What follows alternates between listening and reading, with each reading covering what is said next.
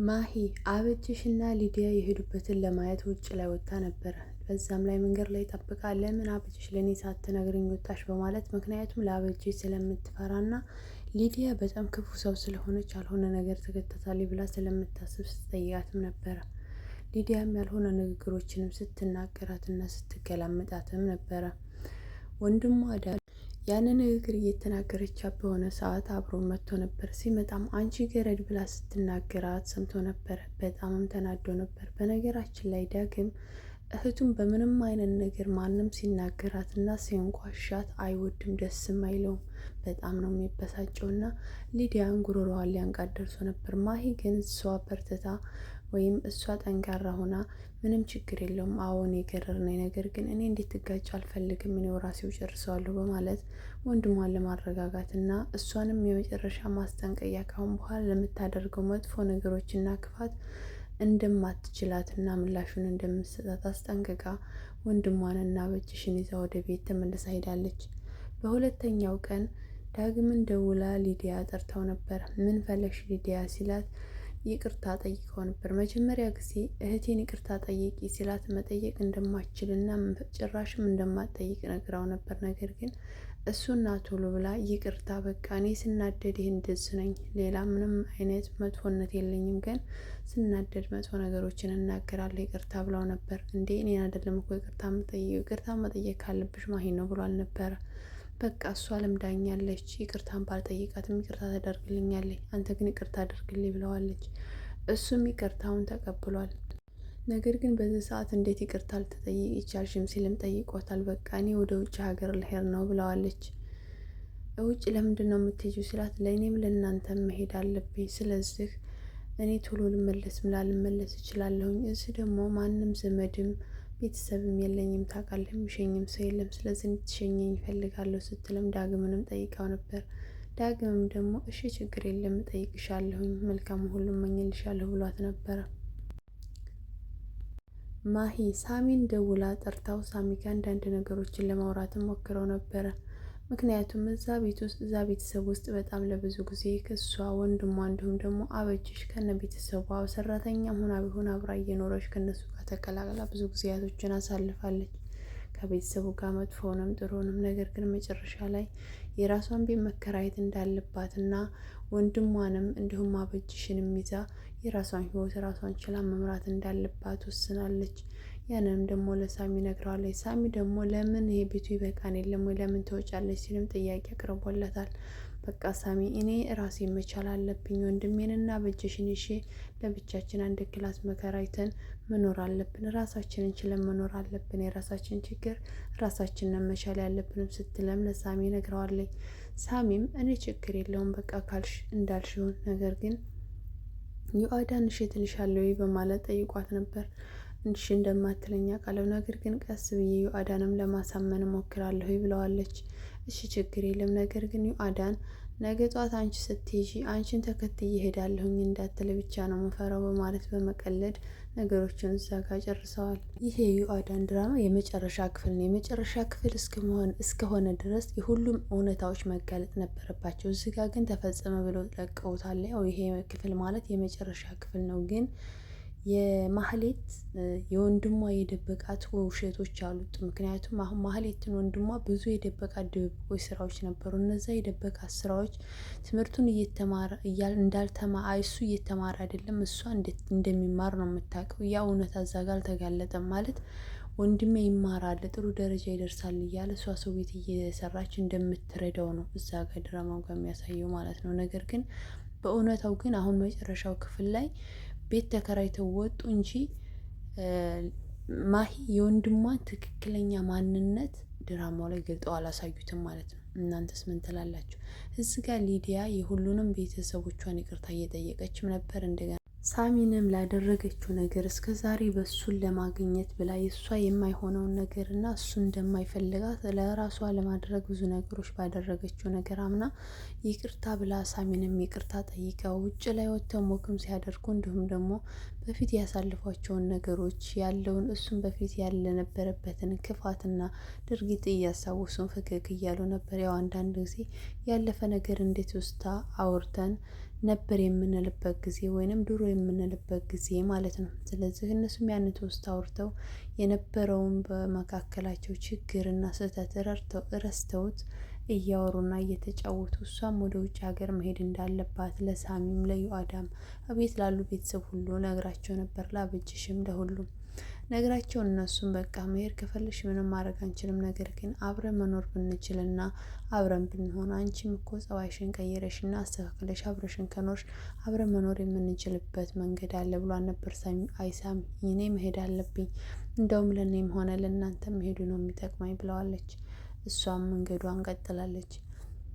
ሀያትና ሄሩት መጨረሻ ላይ ሲንከራተቱ መጨረሻ ላይ ፖሊሶችም እጅ ገብተዋል። ፖሊሶችም እጅ ከገቡ በኋላ ያደረጉት ስህተት የሐኪም ቤት ከፍተው የግል ሐኪም ቤት ከፍተው የሰዎችን ሕይወት በማጥፋት ሰዎችን በማገት እንዲሁም ደግሞ የሰዎችን የአካል ክፍል በማውጣትና የሰዎችን አካል ክፍል በመሸጥ በጣም በከባድ ወንጀል እንደተጠረጠሩም ተነግሯቸዋል። ይህንን ወንጀል ፈጽማችሁታል ወይስ አልፈጸማችሁትም ተብለውን ሲጠየቁ ይህንን ወንጀል እንደፈጸሙትና እንዲሁም ደግሞ የእነሱ የበላይ አካል እንዳላቸው፣ ሲቀጥል ደግሞ ሂሩት ደግሞ ሁለተኛ አለቃ እንደሆነች፣ ከዛ ቀጥሎ ደግሞ ሀያት በችግሯ ምክንያት ልጇን ለማሳደግ ስትል መንገድ ላይ ወድቃ እንዳገኘቻትና እሷ ጋር መስራት እንደጀመረች እንዲሁም ደግሞ ይህንን ስራ ስትሰራ ይህንን ስራ እንደዚህ ይሆናል ብላ አስበው እንዳልሆነና ህይወቷን ለመቀየር ብላ ገብታበት አልሆነ ዘግት ውስጥ እንደገባችም ተናግራለች። ሁለቱም ሰዎች የሚሰሩት ስራ ስህተት እንደሆነ እያወቁ ነገር ግን ከቀን ወደ ቀን በጣም የብዙ ሰዎችን ህይወት እንዳጠፉ በጣም ብዙ ነገሮችንም እንዳደረጉም ተናግረዋል። በዚህ በወንጀላቸው መጨረሻ ቅጣትም ሰጥቷቸዋል። ለ25 ዓመት ቅጣትና እንዲሁም ደግሞ የ10 ሚሊዮን ብርም ቅጣት ተደርጎባቸዋል። ቅጣታቸውንም ተቀብለው ቅጣታቸውን እዛው ተቀምጠው እስር ቤት እየተሰቃዩ ቅጣታቸውን እያካሄዱ ነው። ምክንያቱም የሰው ህይወት ማጥፋት በጣም ከባድ ነው። በነገራችን ላይ 10 ሚሊዮን ብርና እንዲሁም ደግሞ የ25 ዓመት ቅጣት ማለት በጣም ቀላል ነው። ምክንያቱም እንደዚህ አይነት ስራ የሚሰሩ ሰዎች በጣም የብዙ ህጻናቶችን የብዙ ሰዎችን ህይወት ቀጥፈው ብዙ ግፍ አድርሰዋል። እንደነዚህ አይነት ሰዎች የግድያ ወይንም የእድሜ ልክ እስራት መቀጣት ነበረባቸው። ነገር ግን እስራቱን አቅልለውታል ማለት ነው። ያው ኢትዮጵያዊ አይደሉ፣ እንደ ኢትዮጵያዊ ህግ ማለት ነው። አብርሽና ሊዲያ በፊት በጣም የሚፋጠጡና የሚጣሉ ሰዎች ነበሩ። ነገር ግን በኋላ ላይ ተሰላማዊት ሆነዋል። ማለትም እናቷ ከታመመ ወዲህ እናቷን እያገዘቻት በነበረበት ሰዓት አበጀሽ ሊዲያ እየቀረበቻት እና ለእሷ በጣም እየተቀራረቡ መጥተዋል። ልትሄድም በነበረበት ሰዓት ይቅርታም ጠይቃት እንዲሁም ደግሞ ውጭ ሀገር ከሄድኩኝ የፈለግሽውን እልክልሻለሁኝ አንቺ ምን ትልኪልኛለሽ እያለች እያዋራቻትም እና በጣም ደስ ብሏት ሰላም ብላት ነው ሄደችው። ዳግም በተባለው መሰረት ትሸኘኛለህ ቤተሰብ የለኝም ብላው ስለነበረ ሸኝቷት እዚህ ጋር ኤርፖርት አድርሷታል፣ ሊዲያን ማለት ነው። ሊዲያ ወደ ውጭ ሀገር ልትሄድ ዝግጅቷን ሁሉንም ጨርሳ ዳግምም ሸኝቷት ኤርፖርት አስገብቷታል ማለት ነው። ዳግም ለሊዲያ የሆነ ፍቅር ነገር እንዳለበትና አመለካከቱ እንዲሁም ደግሞ በፊት ሳሚ ላይ ስታደርገው በነበረው ነገር ከሱ እንድትመለስና ወደ እሱ እንድትመጣ የሚያደርገው ነገር የሆነ ፍቅር ያለበት ይመስል ነበር። ግን እዚህ ጋር የመጨረሻው ክፍል ብዙም የሚያጠግብ ነገር አይደለም። ምን እንደሆነ ባላቅም እናንተስ ምን ትላላችሁ?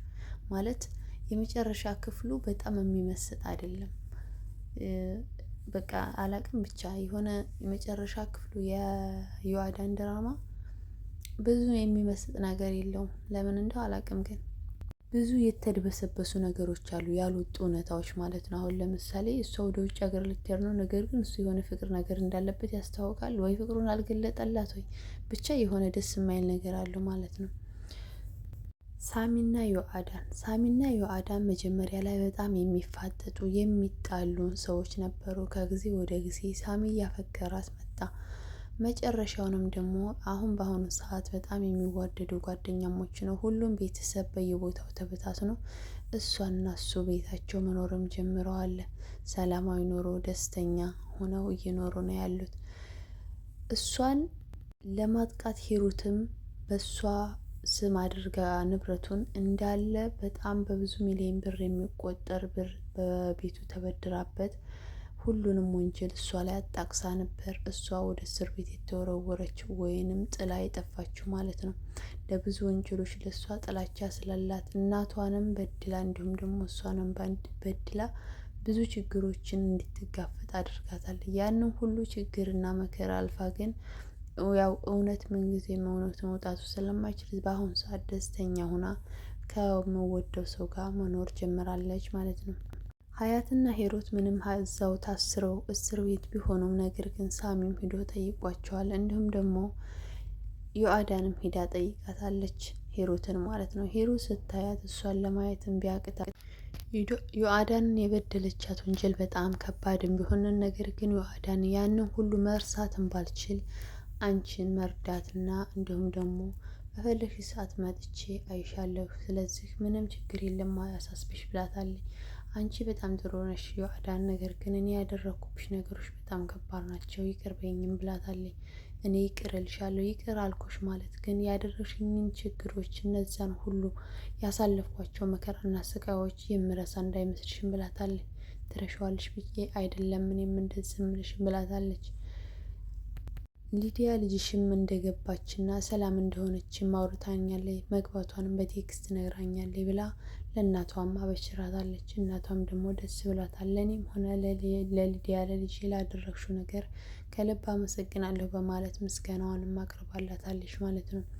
መጨረሻ ላይ ወንጀለኞችም እስር ቤት ገብተዋል። የሚፋቀሩ ሰዎችም ፍቅራቸውም መከራና ስቃይን ቢያሳልፉም በሰላማዊ ኑሮ እንዲኖሩም ሆኗል። እዚህ ጋር የማሂ ጉዳይ በጣም የሚቀፍ ነው። ምክንያቱም እዛ ጋር የማሂ እውነታ አልወጣም ማለት የመጨረሻው ልክ የመጨረሻ እንደመሆኑ መጠን ይሄ ክፍል የሁሉም ሰዎች ትክክለኛ ማንነት መውጣት ነበረበት ማለት ነው። ለምሳሌ ተዋናዮቹ ሀያትና ሂሩት እንደመሆኑ መጠን የሀያትና ሂሩት እውነተኛ ችግሩ ያው መከራና ስቃይ ሲያበሉ ወይም ሰዎችን ሲገሉ መጥፎ ነገሮችን ሲሰሩ የነበሩት እነሱ ናቸው። የእነሱ እውነታ እዛ ጋር ተጋልጧል ማለት ነው። ነገር ግን የማሂ ቤት ተከራይታ ወጣች እንጂ ወንድሟ ለእሷ የደበቃቸው ችግሮች አልተጋለጡም። መጋለጥ ነበረበት ማለት ነው። እዛ ጋር አድበስብሰው አሳለፉት። ለምን እንደው አይገባኝም ማለት ነው። ብቻ የመጨረሻ ክፍል ይህን ይመስላል። የመጨረሻ የዮአዳን ድራማ ክፍል ይህን ይመስላል። እንግዲህ በቀጣይ ደግሞ በሌሎች በተለያዩ ድራማዎች ወይም በተለያዩ ስራዎች እስከምንገናኝ በያላችሁበት ሰላም ቆዩልኝ።